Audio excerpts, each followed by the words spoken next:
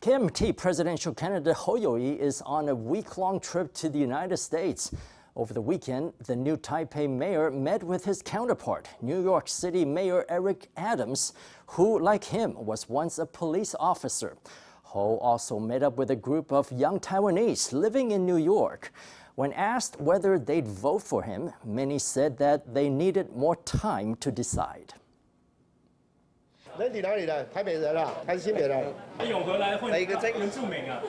你是新北原住民啊？ Even when he's in the U.S., new Taipei Mayor Hou Yu-ih doesn't miss the chance to identify a fellow new Taipei resident. 市长，我是正港的新北人。新北哪里？万华不是。下一位。 At this gathering with young people in New York, Hou turned on his charisma as he attempted to shorten the distance between himself and young people. 我们准备开第二季。我个人是想38岁、40岁退休。我60几岁都还在找工作，你看。你要来工作，不领薪水。这个老板蛮仁慈的，不领薪水。那我决定没有工作来找你。 Once the ice is broken, Hou and the young people openly fraternized with each other and, of course, brought up cross-strait tensions that came to a head during the visit to Taiwan of former U.S. House Speaker Nancy Pelosi. When someone finds out that I'm from Taiwan, they'll ask me if I was okay. Did you investigate why those people were so concerned about the cross-strait situation? When I look at what's happening in Ukraine, I get more scared.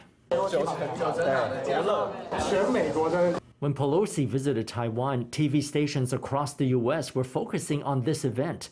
The whole world was concerned about whether there would be a war. Americans support democratic countries, of course, but are they willing to send their people to help other countries fight in a war? Just look at Ukraine. America is not willing to send any soldiers there. They should focus on how to maintain Taiwan's status quo without escalating the conflict. Hou lent an ear to what was on those young people's minds, but whether his presence would translate into votes is a different story. I think Mayor Hou is very kind. He's not bad. I'm worried about the recent increase in the number of supporters of Ke who can lie and cannot express a clear political principle. Hou is friendly and pragmatic.